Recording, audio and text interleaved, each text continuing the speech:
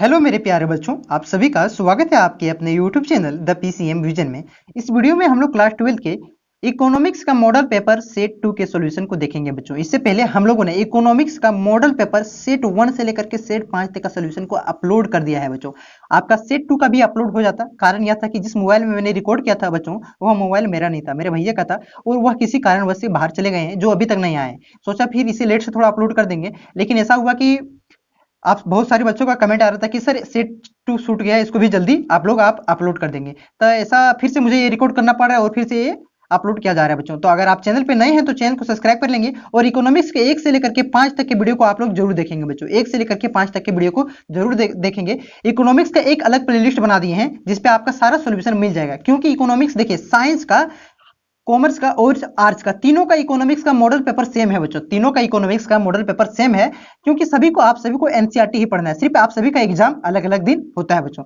तो अगर आपने इन सभी के सॉल्यूशन को नहीं देखा है तो जरूर देखेंगे बच्चों। अगर चैनल पे नए हैं तो चैनल को सब्सक्राइब कर लेंगे, क्योंकि हम प्रयास करेंगे इकोनॉमिक्स का आप सारा सेट खत्म हो चुका है बच्चों, तो चैप्टर बेस्ड एमसीक्यू प्रश्नों को लाने का प्रयास करेंगे। तो चैनल को सब्सक्राइब कर लेना है और बेल आइकन को प्रेस करके हमारे टेलीग्राम ग्रुप का लिंक डिस्क्रिप्शन में दिया हुआ है, उसे भी आप लोग ज्वाइन कर लें, क्योंकि वहां से जे के रिलेटेड जितनी भी जानकारियां होती है आपको प्रोवाइड करा दी जाती है। क्योंकि हर छोटी छोटी खबरों की वीडियो बनाना संभव नहीं, इसलिए आप लोग टेलीग्राम ग्रुप को भी ज्वाइन कर लेंगे, डिस्क्रिप्शन में लिंक दिया हुआ है। तो चलिए स्टार्ट करते हैं आज के प्रश्नों को। आपका पहला प्रश्न है बच्चों, आदर्शक आदर्शक अर्थशास्त्र के संबंध में क्या सत्य है? तो देखिए पहला क्या है, आदर्शक अर्थशास्त्र का संबंध क्या है, क्या से है। आदर्शक अर्थशास्त्र का तथ्यों पर आधारित होता है। तो तीसरा ऑप्शन है, आदर्शक अर्थशास्त्र उद्देश्य आर्थिक क्रियाओं पर वास्तविक विवरण है।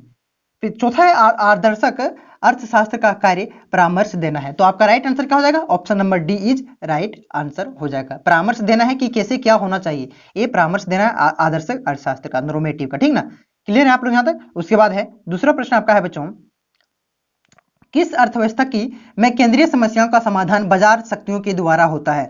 बाजार शक्तियों के किस अर्थशास्त्र में होता है? देखिए पिछला वीडियो में भी हमने बताया हुआ था, किस अर्थशास्त्र के द्वारा होता है? पूंजीवादी के द्वारा होता है। मैं आपको बता देना चाहूंगा, इससे पहले हम लोगों ने हिस्ट्री के भी पूरे 5 मॉडल पेपर का भी सोल्यूशन हम लोगों ने देख लिया था। साथ ही साथ जियोग्राफी का भी, अगर आपका जियोग्राफी है तो उसका भी पूरे पांचों का, सभी का। और अगर आप साइंस से हैं, तो मैं बता देना चाहूंगा फिजिक्स के भी पूरे पांचों और केमिस्ट्री के भी पूरे पांचों का सॉल्यूशन भी अपलोड कर दिया गया है, जिसका लिंक डिस्क्रिप्शन में प्ले लिस्ट का लिंक दिया गया है, आप लोग जरूर जाके देखेंगे। बहुत ही इंपॉर्टेंट हो जाता है एमसीक्यू प्रश्नों को देखना, समझा ना, मॉडल प्रश्न पत्र का। देखिए उसके बाद दूसरा का बता दिए, उसके बाद आपका तीसरा नंबर का प्रश्न क्या है देखिएगा बच्चों, उत्पादन संभावना वक्र का दाहिनी ओर विपरीत होना का क्या कारण है? तो इसका राइट आंसर हो जाएगा ऑप्शन नंबर सी, तकनीकी विकास। क्या हो जाएगा? तकनीकी विकास इसका राइट आंसर हो जाएगा बच्चों। उत्पादन संभावना वक्र क्या होता है? देखिए इसी को उत्पादन संभावना वक्र कहते हैं, इसी को उत्पादन संभावना वक्र कहते हैं। इसमें दो वस्तुओं की उत्पादन की संभावना को दर्शाया जाता है कि एक का हम लोग कम करेंगे तो दूसरा को बढ़ाना पड़ेगा, दूसरा को कम करेंगे तो एक का बढ़ाना पड़ेगा, समझे ना?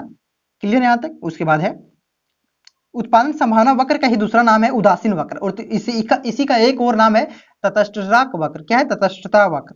उसके बाद है आपका चौथा नंबर का प्रश्न बच्चों, इसको छोटा कर लेते क्या। चौथा नंबर का प्रश्न है, एक किसान 100 टन धान उत्पादन करने के लिए 120 क्विंटल गेहूं का उत्पादन का त्याग करता है, तो धान का उत्पादन के लिए अवसर लागत क्या हो जाएगा? देखिए अगर पिछला वीडियो आप लोगों ने देखा होगा तो अवसर लागत का हमने अच्छा एग्जांपल लिया था बच्चों, अगर आप हमारे चैनल को फॉलो कर रहे होंगे। लेकिन फिर भी हम इस वीडियो में आपको समझाने का प्रयास करेंगे। देखिएगा कितना, 100 टन की धान के उत्पादन के लिए 120 टन की गेहूं का उत्पादन का त्याग कर रहा है बच्चों, तो क्या हो जाएगी? 20 टन गेहूं इसकी क्या हो जाएगी? अवसर लागत हो जाएगी बच्चों। 120 टन गेहूं अवसर लागत हो जाएगा। देखिए समझिएगा अवसर लागत किसे कहते हैं। पिछला जिसके आप त्याग करें, किसी दूसरे के लिए आप त्याग करें तो उसी को अवसर लागत कहते हैं। एग्जांपल से समझिए, आप एक स्टूडेंट हैं, अभी आपके पास क्या है, पढ़ाई कर रहे हैं, तो आप ट्यूशन पढ़ा रहे हैं। ट्यूशन पढ़ाने आपका कितना हो रहा है? वहां पे 1000 रुपये प्रति माह आपको दिया जा रहा है। कितना दिया जा रहा है? 1000 रुपये प्रति माह वेतन दिया जा रहा है। और आप अच्छी पढ़ाई कर रहे हैं बच्चों, आपके कुछ दिन के बाद मान के चलिए आपका एक 2 3 माह, 5 माह मान के, 5 6 माह के बाद आपका क्या हुआ? एक बैंक में नौकरी लगी है, बैंक में आपका नौकरी लगी है, जहां पर आपका 10,000 रुपया, कितनी? 10,000 रुपया आपकी वेतन है बच्चों। कितनी? 10,000 रुपया आपकी वेतन है। तो इसमें से जो आपका 1000 रुपया मिलता था ट्यूशन के लिए, जो ट्यूशन पढ़ा रहे थे बच्चों, वही आपका अवसर लागत हो जाएगा। क्या हो जाएगा? वही आपका अवसर लागत हो जाएगा। क्लियर है बच्चों? आप लोगों को कोई डाउट नहीं होना चाहिए, कॉन्सेप्ट के साथ आप लोग चलिए, आपका रिजल्ट एकदम होते चलेगा। ठीक ना, पढ़ाई मन से करना है। उसके बाद है, एक विवेकशील उपभोक्ता के लिए 2 वस्तुओं रसगुल्ला और गुलाब जामुन में के निम्न बंडलों का सही अधिमान क्रम क्या होगा? निम्न बंडल को, तो पहले किस अधिमान कर्म को पहले किसका सजाएंगे, जिसमें सबसे ज्यादा होगा, जिसमें सबसे ज्यादा होगा बच्चों। देखिए जिसमें दो संयोग को दिखाया गया है, अधिमान कर्म मतलब उपभोक्त, इसको क्या कर सकते हैं, अधिमान कर्म को दूसरा नाम क्या है बच्चों, अभी कुछ देर पहले आपको बताए हुए। एक तरह से कहते हैं उत्पादन संभावना वक्र के जैसा ही अधिमान वक्र भी होता है, इसी को अधिमान एक तरह से, दूसरा एक तरह से मतलब सेम टू सेम नहीं, थोड़ा अलग है बच्चों। देखिएगा, देखिए सबसे ज्यादा किसमें है, 5 और 6, 5 और 6, तो इस पहले क्या हो जाएगा, पहले ऑप्शन नंबर हो जाएगा सी। सी किसमें है बच्चों, पहले हम लोग खोज लेते हैं, सी किसमें है, ऑप्शन नंबर डी, सी यहीं पे है, तो यही इसका राइट, शुरुआत यहीं से हुआ, उसके बाद ये हो जाता, उसके बाद बी हो जाता, ठीक ना। तो इसका राइट आंसर हो जाएगा ऑप्शन नंबर डी। क्लियर है यहाँ तक। निम्नलिखित में से किसका अध्ययन समष्टि अर्थशास्त्र के अंतर्गत किया जाता है, ये भी पहले भी बता चुके हैं। देखिएगा, समष्टि अर्थशास्त्र के अंतर्गत किन का अध्ययन किया जाता है, बड़े फार्म का, बड़े देश का, एक किसी देश की अर्थव्यवस्था का, राष्ट्रीय आय का, जीडीपी, जिसे जीडीपी आप लोग समझ रहे हैं ना, उसका, और किसी बड़े देश का मतलब छोटा देश भी, किसी बड़े अर्थव्यवस्था का अध्ययन किया जाता है समष्टि अर्थशास्त्र के अंतर्गत। और व्यष्टि अर्थशास्त्र के अंतर्गत एक छोटे फर्म का अध्ययन किया, किसी व्यक्ति का अध्ययन किया जाता है, समझे ना। वो छोटी अर्थव्यवस्था को व्यष्टि अर्थशास्त्र के अंतर्गत अध्ययन किया जाता है, और समष्टि के साथ बहुत बड़ा, तो इसका राइट आंसर क्या हो जाएगा, सामान्य कीमत का स्तर निर्धारण। सामान्य कीमत मतलब, सामान्य कीमत का अर्थ क्या हो जाएगा बच्चों, सामान्य कीमत का अर्थ ये हो जाएगा कि आपका पूरे बाजार में जो कीमत है बच्चों, पूरे बाजार में जो कीमत है उसी को सामान्य कीमत कहेंगे, पूरे बाजार की कीमत को, पूरे बाजार की कीमत को सामान्य कीमत कहेंगे बच्चों। अगर आप चाहेंगे कि हम किसी आपके कोई दुकान में लिए, वहां पे 15 रुपए के लिए केजी आटा है, 15 रुपए केजी आटा है, आटा तो 15 रुपए है नहीं, लेकिन फिर भी मान लीजिए आप लोग, और किसी बाजार में है, पूरे बाजार में है 12 रुपए, पूरे बाजार में है 12 रुपए, तो पूरे बाजार का यहाँ पे निर्धारण हो रहा है सामान्य, और इसका किसका 15 रुपए केजी का किसका निर्धारण होगा, समष्टि अर्थशास्त्र, किसी फर्म, एक कंपनी का हम लोग किसमें अध्ययन करते हैं, व्यष्टि अर्थशास्त्र के अंतर्गत आता है, ठीक ना। क्लियर यहां तक। किसी वस्तु के उपभोग में एक अतिरिक्त इकाई के परिवर्तन करने पर कुल उपयोगिता में होने वाले परिवर्तन को क्या कहा जाता है। एक अतिरिक्त जहां आ गया तो वहां सीमांत लगा देंगे, क्या लगा देंगे, सीमांत लगा देंगे। एक अतिरिक्त इकाई से आप जो कमाई कर रहे हैं बच्चों, उसी को क्या कहेंगे, सीमांत लागत कहेंगे। जो एक अतिरिक्त इकाई से आपको जो उत्पादन कर रहे हैं तो क्या कहेंगे, उसी को सीमांत कहेंगे। सीमांत जहां एक अतिरिक्त आपका वर्ड आ गया वहां क्या हो जाएगा, सीमांत। यहाँ पे क्या है, उपयोगिता, तो क्या हो जाएगी, सीमांत उपयोगिता। Option number C is right answer. Clear है बच्चों। उसके बाद आपका 8 नंबर का प्रश्न है बच्चों, कुल उपयोगिता अधिकतम होगी जब सीमांत उपयोगिता का मान क्या होगा, 0 हो जाएगा बच्चों। देखिए अगर आपने ये पढ़ा होगा तो ये क्या होती है, ये इस तरह से होती है, और इस तरह से होती है, इस तरह से। जब यहाँ पे ये पढ़ता है तब यहाँ पे ये क्या होती है, मैक्सिमम होता है, और ये ऋणात्मक में जाता है तो ये भी डाउन होने लगता है। क्या है ये आपका है टोटल। ये क्या है, टोटल उपयोगिता को इंग्लिश में क्या कहते हैं, टोटल यूटिलिटी। हाँ, टीयू आपका क्या है, टोटल यूटिलिटी। थोड़ी इंग्लिश में मैंने ज्यादा पढ़ा है, इसके लिए थोड़ा हिंदी में दिक्कत हो जाती है, दोनों मिक्सिंग नहीं कर पा रहे हैं हम लोग, समझ। टोटल यूटिलिटी होती है, टोटल यूटिलिटी, और ये एमयू होता है। मैं एमयू, जब एमयू 0 होगा बच्चों तब ये अधिकतम होगा, जबकि एमयू 0 होगा, यहाँ पे उपयोगिता, कुल उपयोगिता क्या हो जाएगी, टोटल यूटिलिटी जब अधिकतम होगी तब एमयू क्या होगी, 0। ऑप्शन नंबर ये इज राइट आंसर, ठीक ना। बार बार ये प्रश्न आ रहा है, बार बार ये प्रश्न आपको प्रत्येक मॉडल टेस्ट में इस तरह के सीमांत से प्रश्न देखने को मिल रहे हैं। देखिए उदासीन वक्र, इसी को तटस्थ वक्र भी कहते हैं, के संबंध में कौन सा कथन गलत है। देखिए पहला है उदासीन वक्र का ढाल ऋणात्मक होता है, उदासीन वक्र मूल बिंदु की ओर उत्तर होता है, ये सही है। उदासीन वक्र सम संतुष्टि का वक्र भी कहा जाता है। देखिए ये भी आपका ऑप्शन नंबर 9 का, ये भी आपका देखिए इसी को भी कहा जाता है सम संतुष्टि वक्र। इसका ढेर सारा नाम है, लगभग 4-5 नाम है बच्चों। दो उदासीन वक्र एक दूसरे को प्रतिच्छेद करते हैं। देखिए दो उदासीन वक्र एक दूसरे को प्रतिच्छेद नहीं कर सकते बच्चों। मान के चलिए दो उदासीन वक्र यहाँ पे दिया हुआ है, एक इस तरह है और एक इस तरह से, यहाँ से इस तरह। तो अगर यहाँ पे अगर दो प्रतिच्छेद कर गया बच्चों, यहाँ पे प्रतिच्छेद कर गया तो दो वस्तुओं की, यहाँ पे देखिए यहाँ पे भी क्या होगा, दो वस्तुओं का संयोग क्या होगा, एक साथ अलग अलग दिखाएगा, एक साथ अलग अलग, पता नहीं चलेगा कौन से वस्तु का संयोग यहाँ पे क्या है। इस वजह से यहाँ पे प्रतिच्छेद नहीं कर सकता बच्चों। दोनों का डायरेक्शन मतलब अलग अलग हो जाएगा, अलग अलग हो जाएगा, क्या हो जाएगा, अलग अलग हो जाएगा। यहाँ पे पता नहीं चल पाएगा किसकी हम लोग संभावना को दर्शा रहे हैं, इसीलिए दो कभी भी प्रतिच्छेद नहीं करता है बच्चों। क्लियर है आप लोग यहाँ तक। उसके बाद है अधिक किसी वस्तु की कीमत में 4% की वृद्धि होने पर मांग की मात्रा में 8% की कमी हो जाती है, तो मांग की लोच का मान क्या होगा बच्चों। तो 10 नंबर का आपका राइट आंसर हो जाएगा 8/4। कितना हो जाएगा, 8/4। देखिए 8 क्या था आपका, 8 क्या था, मांग में परिवर्तन, प्रतिशत परिवर्तन बटा कीमत में प्रतिशत परिवर्तन को ही क्या कहते हैं, मांग की लोच कहते हैं। यही होता है आपका फॉर्मूला। तो क्या हो जाएगा 8/4। तो 8/4 = 2 answer. Option number B is right answer हो जाएगा बच्चों। क्लियर है आप लोग यहाँ तक। कमेंट बॉक्स में आप लोग जरूर बताइएगा, अगर कोई डाउट रह जाती है आपको कमेंट बॉक्स में जरूर बताइएगा। इसके पहले बता देना चाहूंगा आपको, देखिए इकोनॉमिक्स का ये दूसरा सेट चल रहा है, लेकिन पूरा 5 सेट कंप्लीट है, पूरा 5 सेट कंप्लीट है बच्चों। आप लोग प्ले लिस्ट में जरूर चेक करें। ये थोड़ा लेट हो गया इस कारण से, क्योंकि दूसरे मोबाइल में रिकॉर्डिंग था, वो भी सबसे पहले अपलोड हो जाता, उसकी वजह से मैंने सोचा वेट किया कि आ जाएंगे, तो अभी आज तक आज नहीं रहे और बहुत बच्चे सारे का कमेंट आ रहा था, इसी वजह से फिर से ये वीडियो रिकॉर्ड करना पड़ रहा है, ठीक ना। 10 नंबर का आप लोगों ने देख लिया बच्चों। उसके बाद देखिए, एक बजट रेखा अपनी दाहिनी ओर विवर्तित होगी जब क्या होगी, जब क्या होगी, वस्तु x की कीमत में कमी होगी, वस्तु x की कीमत में वृद्धि होगी, वस्तु y की कीमत में कमी होगी, उपभोक्ता की आय में वृद्धि होगी। तो आपका 11 का राइट आंसर हो जाएगा ऑप्शन नंबर डी, उपभोक्ता की आय में वृद्धि होगी बच्चों। देखिएगा ये क्या है, मान लेते हैं ये आपका है, ये रेखा जो है आपका है क्या, बजट बंडल है, बजट बंडल भी कहा जाता है तो बजट रेखा भी कहा जाता है। ये आपका बजट रेखा है बच्चों, इसको फिर से मैं छाप लेता हूँ, ज्यादा हो गया ना, ये बजट रेखा है। अगर इधर इधर शिफ्ट किया, ये लाइन अगर इधर शिफ्ट किया तो उपभोक्ता की आय में क्या हो रही है, वृद्धि कर रही है। और ये लाइन इधर शिफ्ट किया, अगर इधर शिफ्ट किया आपका बच्चों, ये लाइन अगर आपका इधर शिफ्ट किया तो क्या हो रही है, उपभोक्ता की आय में कमी हो रही है। क्लियर है आप लोग यहाँ तक। अगर आप सिर्फ आंसर मिलाना चाहते हैं बच्चों, तो वीडियो को 2x में आप लोग देखिए, फास्ट कर लीजिए वीडियो को और वहां से देखिए आप आंसर मिलाते चलिए, ठीक ना। अगर आपको समझना है तो वीडियो को आप नॉर्मल में भी देख सकते हैं, तो 1.5 में भी देख सकते हैं, 1.5 में भी देख सकते हैं, ठीक ना। तो आंसर मिलाना है तो आप लोग 2x में करके देखिए। ये प्रश्न, ये रेखा से आपको जो प्रश्न है बच्चों, ये बार बार आ रहा है, ये आपको क्लियर कर लेना है बार बार, प्रत्येक मॉडल सेट में ये प्रश्न है। और पिछले साल भी ये प्रश्न एग्जाम नहीं हुआ था, पिछले साल के मॉडल प्रश्न पत्र में भी ये प्रश्न थे बच्चों।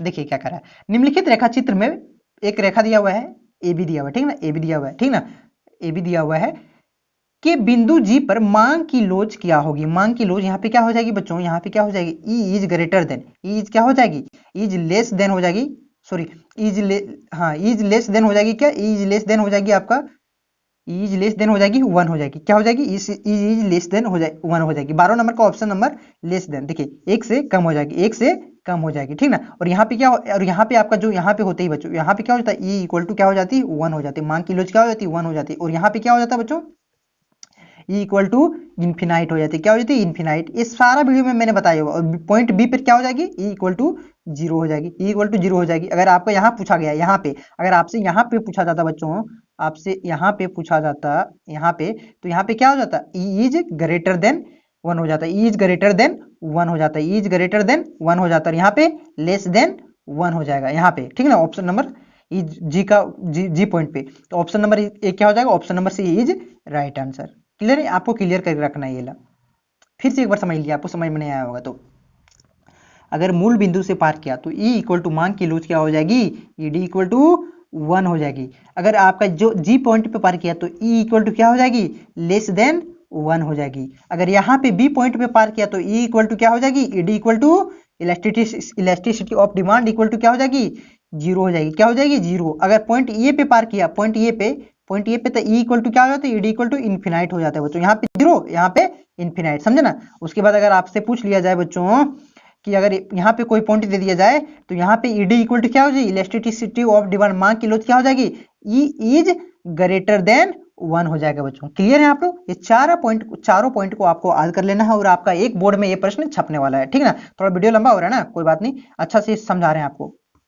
उसके बाद उदासीनता वक्र विश्लेषण से एक उपभोक्ता संतुलन की शर्त क्या है, तो इसका राइट आंसर हो जाएगा, उदासीनता वक्र में बजट रेखा से स्पर्श करे, उदासीनता वक्र और बजट रेखा की ढाल समान हो। उसके बाद है MRS बटा पी एक्स बटा पी वाई। 13 नंबर का आपका राइट आंसर क्या हो जाएगा, देखिए इनमें से सभी हो जाएगा, ये सब सही है। क्लियर है आप लोग। यदि उपभोक्ता की आय में वृद्धि से वस्तु एक्स की मांग कम हो जाए, आय में वृद्धि से क्या हो रहा है, आय में वृद्धि हो रही है और उपभोक्ता वस्तु एक्स की मांग कम हो जा रही है, तो क्या हो जाएगी, तो एक्स वस्तु क्या हो जाएगी, एक्स वस्तु क्या हो जाएगी, एक घटिया वस्तु हो जाएगी, क्या हो जाएगी, घटिया वस्तु। 14 का आपका राइट आंसर हो जाएगा ऑप्शन नंबर डी। मान के चलिए अगर आप अभी साइकिल से ट्यूशन जाते हैं, कहाँ जाते हैं, साइकिल से ट्यूशन जाते हैं बच्चों। अगर आप कमाने लगे 2000-3000 रुपये रोज कमाने लगे तो साइकिल पढ़ोगे क्या यार, साइकिल से पढ़ने जाओगे क्या, नहीं, गाड़ी से जाओगे यार। अगर आप अभी मान के चलिए छोटा, आपके घर में कोई छोटा सा टीवी है बच्चों, छोटा सा टीवी है बच्चों, तो क्या अगर आप पैसा ज्यादा कमाने लगो, आय में आपका वृद्धि हो जाए, तो वो छोटा सा टीवी रखोगे क्या, नहीं रखोगे यार। आप एलईडी लगा दो, बड़ा वाला एलईडी लगा दोगे, यही है संसार का नियम। तो ये क्या हो जाएगी, घटिया वस्तु हो जाएगी आपके लिए। उसके बाद है निम्न में से दो वस्तुओं का कौन सा संयोग पूरक वस्तु का है। पूरक वस्तु किसे कहते हैं, जिसके एक के बिना एक का काम ना चले, यानी कि कार, देखिए कार और पेट्रोल का आपका एग्जांपल दे देते हैं। कार और पेट्रोल, चाय और कॉफी, चाय और कॉफी। कार और पेट्रोल, पेट्रोल के बिना क्या कार चलेगा? क्या नहीं चलेगा ना। और कार के बिना पेट्रोल चल सकता है क्या? पेट्रोल कारें नहीं रहेगा तो पेट्रोल का क्या काम रहेगा? प्रत्येक मोटरसाइकिल की बात करो, मोटरसाइकिल जितने भी इलेक्ट्रिक वाहन है, समझने का प्रयास करिएगा। देखिए, चाय के बिना कॉफी बन सकता है क्या? चाय और कॉफी ये क्या है? एक पूरक वस्तु में क्या है? एक पूरक, सॉरी सॉरी, चाय और चीनी, चाय के बिना चीनी बन सकता है क्या? चाय के बिना चीनी के बिना चाय बन सकता है क्या? नहीं ना बन सकता है। तो ये क्या हो जाएगी? पूरक वस्तु हो जाएगी। और ये चाय और कॉफी क्या है? ये प्रतियोगी वस्तु है। क्या है? एक प्रतियोगी वस्तु है। देखिए, इसका दाम कम हो जाएगा तो हम लोग इसे पीने लगेंगे, अगर इसका दाम बढ़ गया तो इसे पीने लगेंगे, ठीक ना। लक्स साबुन और डब साबुन, डब साबुन और लक्स साबुन भी एक प्रतियोगी वस्तु है बच्चों, क्लियर है। प्रतियोगी वस्तुएं उस वस्तु को कहते हैं जिसका यूज समान हो, जिसका यूज समान हो, उसी को कहते हैं। औसत उत्पाद और सीमांत उत्पाद दोनों बराबर होंगे जब, 17 नंबर का आपका राइट आंसर हो जाएगा ऑप्शन नंबर डी, औसत उत्पाद अधिकतम होता है। आंसर बताते चलते हैं, समझने का प्रयास करिएगा। 18 नंबर का आपका राइट आंसर क्या हो जाएगा? देखिएगा, अधिक कुल लागत टीसी है तो उत्पादन की क्यू मात्रा है, तो सीमांत लागत क्या हो जाएगी? तो सीमांत लागत क्या हो जाएगी? डेल्टा टीसी बता delta Q, delta change in total cost, change in कुल लागत में कुल मात्रा को भागा दे देंगे तो वही आ जाएगा आपका सीमांत लागत आ जाएगा। सीमांत लागत आ जाएगा, क्या आ जाएगा? सीमांत लागत। पैमाने का प्रतिफल का संबंध किस काल से है? अल्पकाल से, अति अल्पकाल से, दीर्घकाल से, शीतकाल से। तो 19 का आपका राइट आंसर क्या हो जाएगा बच्चों? ऑप्शन नंबर सी, दीर्घकाल से। किससे है? दीर्घकाल से। पैमाने का प्रतिफल, समझे ना। किस काल में उत्पादन के साधनों को स्थिर और प्रतिवर्ती साधनों को विभक्त किया जाता है? तो 20 का आपका राइट आंसर हो जाएगा option number C is right answer. क्या हो जाएगा? अल्पकाल में। किस काल में उत्पादन के साधनों को स्थिर और प्रतिवर्ती साधनों में विभक्त किया जाता है? विभक्त किया जाता है तो अल्पकाल में हो जाएगा। भाई क्लियर है यहाँ तक? बेटा आपको समझ में आ रहा होगा कि नहीं आ रहा है? तो आप लोग कमेंट करके जरूर बताइएगा, ठीक ना। उसके बाद है परिवर्तनशील अनुपातों के नियम के अनुसार एक विवेकशील उत्पादक उत्पादन के किस स्तर पर उत्पादन करना चाहेगा? तो किसका आपका राइट आंसर हो जाएगा? किस पर? दो पर। किस पर? द्वितीय स्तर पर उत्पादन करना चाहेगा। उसके बाद है, निम्नलिखित में से कौन सा औसत उत्पाद की विशेषता नहीं है? औसत उत्पाद और परिवर्ती साधन की प्रति इकाई उत्पाद कहा जाता है। सारा ऑप्शन आप लोग पढ़ लीजिएगा। तो 22 का आपका राइट आंसर हो जाएगा ऑप्शन नंबर डी, औसत उत्पाद का मान शून्य अथवा ऋणात्मक भी हो सकता है। क्लियर है आप लोग यहाँ तक? उसके बाद नेक्स्ट प्रश्न है आपका बच्चों 23 नंबर का। जब सीमांत उत्पाद औसत उत्पाद से कम है होती है तब औसत उत्पाद में वृद्धि होगी, कोई परिवर्तन नहीं होगी, तीव्र गति से वृद्धि होगी, कमी होती है। तो 23 का आपका राइट आंसर हो जाएगा ऑप्शन नंबर डी, कमी होती है। क्लियर है आप लोग यहाँ तक? उसके बाद आपका है 24 नंबर का प्रश्न बच्चों, अधि उत्पत्ति के सभी साधनों को दुगुना करने पर उत्पादन के तीन गुना की वृद्धि होती है तो इसे कहा जाता है। तो 24 का आपका राइट आंसर हो जाएगा ऑप्शन नंबर सी, पैमाने का वृद्धिमान प्रतिफल। क्या हो रहा है यहाँ पे? वृद्धि हो रही है ना यार, तो पैमाने का वृद्धिमान प्रतिफल होगा। और यहाँ पे ह्रास होती तो पैमाने का हर समान प्रतिफल होता है। क्या होता है? पैमाने का हर समान प्रतिफल। हर समान मतलब कम हो रहा है यार, ह्रास हो रहा है, ह्रास हो रहा है। सीमांत उपयोगिता की ह्रास नियम आप लोगों ने पढ़ा है कि नहीं पढ़ा है ना? अच्छा कोई बात नहीं, इससे भी वीडियो बना देंगे। अच्छा, उत्पादन के सापेक्ष कुल आगाम मतलब कि टोटल रिवेन्यू में परिवर्तन की दर क्या कहलाती है? तो इसका राइट आंसर हो जाएगा आपका 25 का option number C is right answer, सीमांत आगाम कहलाएगी। क्या कहलाएगी? सीमांत आगाम। परिवर्तन जहां आ गया, परिवर्तन थोड़ा आ गया लास्ट वाला को, लास्ट से एक पहले जो होती है बच्चों, लास्ट से एक पहले होती है, मान के चलिए यहाँ पे 9 यूनिट आप लोगों ने खर्च किए, 10 यूनिट, 9 यूनिट में कितना उत्पादन हो रहा है? 9 यूनिट में मान के चलिए 80 उत्पादन हो रहा है, 10 यूनिट में कितना हो गया? 100। तो 9 यूनिट में जो इसमें परिवर्तन हो रहा है बच्चों, जो इसमें आखिरी यूनिट में परिवर्तन हो रहा है बच्चों, कितना परिवर्तन हो रहा है? 20 यूनिट बढ़ रहा है, तो इसी को कहेंगे सीमांत उत्पादन, ठीक ना। क्लियर है आप लोग? कुल लागत टीसी और कुल स्थिर लागत टीएफसी और कुल परिवर्तनशील लागत टीवीसी में क्या संबंध होता है? देखिए, इससे आपका न्यूमेरिकल भी है बच्चों। अगर आपने पिछला मॉडल पेपर को देखा होगा, सेट 4 सेट 5 को देखा होगा बच्चों, तो आपको पता चल गया कि इससे न्यूमेरिकल भी हम लोगों ने सॉल्व करवा दिया उसे। आप लोग उसे देखिएगा तो यहाँ पे आसानी से हो जाएगा। देखिएगा क्या होती है उसके बीच relation, total cost equal to क्या होता है? Total fix cost plus total variable cost, यानी कि कुल लागत इक्वल टू क्या हो जाता है? कुल स्थिर लागत बट प्लस कुल परिवर्तनशील लागत। Option number D is right answer. उसके बाद आपका है प्रश्न 27 नंबर का है, जब किसी वस्तु की मांग तथा पूर्ति के समान दर में वृद्धि होती है तो संतुलन कीमत में क्या हो जाएगी? 27 नंबर का आपका राइट आंसर हो जाएगा option number C is right answer, कोई भी परिवर्तन नहीं होता है। ठीक है, आप लोग क्लियर है? फिर उसके बाद 28 नंबर का आपका प्रश्न है बच्चों, किसी वस्तु की मांग डी तथा पूर्ति एस हो तो मांग का अधिकाय, मांग क्या हो रहा है, अधिकाय हो रहा है, यानी कि पूर्ति की तुलना में जितना हम लोग पूर्ति करें उससे अधिक मांग है की स्थिति को दर्शाया जा सकता है। तो क्या हो जाएगा, देखिए क्या हो जाएगा, डी डिमांड, क्या बोल रहे हैं, डिमांड ज्यादा हो रहा है, मांग ज्यादा हो रहा है, सप्लाई से ज्यादा हो रहा है, और क्या हो रहा है, D minus S equal to zero, A भी आपका होने वाला। तो ऑप्शन नंबर डी, ए तथा बी दोनों होगा। अधिकाय मतलब मांग अधिकाय और पूर्ति अधिकाय, पूर्ति मतलब पूर्ति अधिकाय में क्या होता है, पूर्ति ज्यादा होती है मांग की तुलना में, अधिकाय का मतलब होता है अधिक, सीधा समझ लीजिए आप लोग। उसके बाद है किसी वस्तु की मांग की तुलना में पूर्ति की अधिक वृद्धि होने पर, पूर्ति की अधिक वृद्धि हो रही बच्चों, फिर यहाँ पे तो क्या होगी, पूर्ति अधिकाय, तो होने से साम्य मात्रा में पूछ रहा है, साम्य मात्रा में, तो 29 का आपका राइट आंसर हो जाएगा option number B is right answer. क्या हो जाएगी, वृद्धि हो जाएगी। क्लियर है आप लोग, पूर्ति मांग, मांग अधिकाय और पूर्ति अधिकाय आप लोगों ने समझ लिया होगा, उम्मीद करता हूं। उसके बाद है किसी वस्तु की कीमत में 5% की वृद्धि करने पर उसकी पूर्ति की मात्रा में 4% की वृद्धि हो जाती है। कितनी, 5% की वृद्धि कर रहे हैं हम लोग, उसकी मात्रा में 4% की वृद्धि हो जाती है, तो क्या हो जाएगी इसका, पूर्ति की लोच, मांग की लोच और पूर्ति का लोच। आपको फॉर्मूला याद होगा तो आराम से बनेगा। क्या हो जाएगा, 4/5, 4/5 को अगर आप भागा दीजिएगा बच्चों तो option number C is right answer हो जाएगा। देखिए पूर्ति की लोच बराबर क्या होती है, पूर्ति की मात्रा में परिवर्तन, पूर्ति की मात्रा में परिवर्तन बटा पूर्ति की कीमत में परिवर्तन, पूर्ति की कीमत में परिवर्तन, दोनों परसेंटेज में होना चाहिए, दोनों प्रतिशत में होना चाहिए। 33 का right answer option number C हो जाएगा। उसके बाद है मुक्त प्रवेश और निकास की स्थिति में मांग की वृद्धि का बाजार संतुलन पर क्या प्रभाव होगा, तो इसका राइट आंसर हो जाएगा आपका option number A is right answer, साम्य कीमत और मात्रा दोनों में वृद्धि होगी। क्लियर है यहां तक। मांग अधिकाय की स्थिति में साम्य कीमत में कमी होगी, वृद्धि होगी, कोई परिवर्तन नहीं होगा और तीव्र गति से कमी होगी, तो 32 का आपका राइट आंसर हो जाएगा वृद्धि होगी। क्या होगी, वृद्धि होगी। क्लियर है आप लोग यहां तक। उसके बाद 33, एक पूर्ण प्रतियोगिता फर्म के लिए अल्पकालीन पूर्ति वक्र होता है, तो 33 का आपका राइट आंसर हो जाएगा न्यूनतम एबीसी से ऊपर एसएमसी से बढ़ता है, इसका राइट आंसर होगा option number A is right answer हो जाएगा। क्लियर है आप लोग यहां तक। उसके बाद नेक्स्ट प्रश्न है आपका बच्चों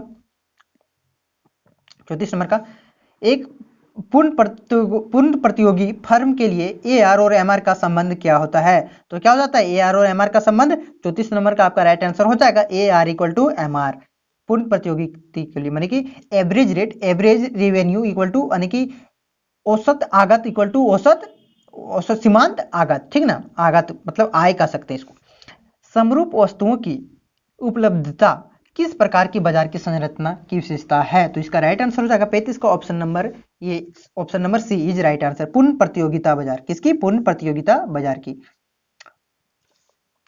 टीआर, टीआर मतलब टोटल रेवेन्यू, कुल आगाम। वक्र की ढाल क्या होती, वक्र की ढाल को क्या कहा जाता है, तो इसका राइट आंसर होगा 36 का आपका राइट आंसर हो जाएगा ऑप्शन नंबर बी एमआर कहा जाता है। क्या कहा जाता है, एमआर, मार्जिनल रेवेन्यू, सीमांत आगाम।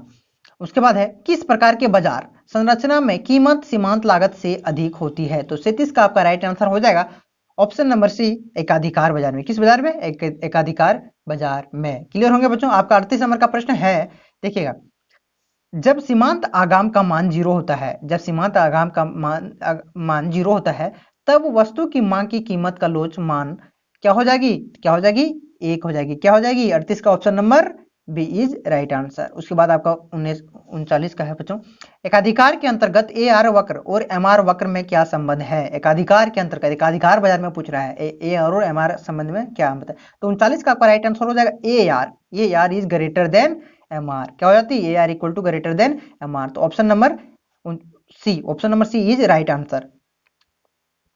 उसके बाद आपसे पूछा है बच्चों, एक एकाधिकारी के लिए उत्पादन, एकाधिकारी पूछ रहा है उत्पादन के विभिन्न स्तर एमआर, यानी कि एमआर दिया हुआ है आपका मार्जिनल रेवेन्यू और मार्जिनल कॉस्ट के निम्न तालिका को दर्शाया गया है। संतुलन की अवस्था में, संतुलन की अवस्था में वह वस्तु की कितनी इकाइयों का उत्पादन करेगा, तो संतुलन की अवस्था में कहां हो जाती है बच्चों, संतुलन की अवस्था आपकी कहां पे हो जाती है, जहां पे आपका M R equal to MC हो जाती है, जहां पे marginal revenue equal to marginal cost हो जाती है, वहीं पे संतुलन की अवस्था होती है। तो आपको पूछ रहा है संतुलन की अवस्था में कितना उत्पादन करेगा, तो संतुलन की अवस्था कहां पे हो रही, जहां दोनों M R equal to M R MC कहां बराबर हो जाएगी, लास्ट में, तो 6 यूनिट हो गई, इसके 6 कितनी यूनिट की, 6 यूनिट की उत्पादन करेगा।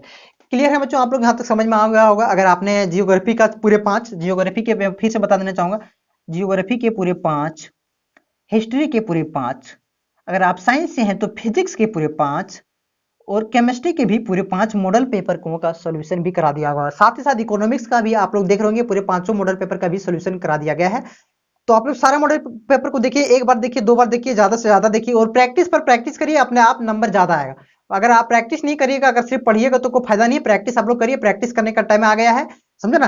तो आज के लिए बस इतना ही दोस्तों, फिर मिलते हैं नेक्स्ट वीडियो में। धन्यवाद।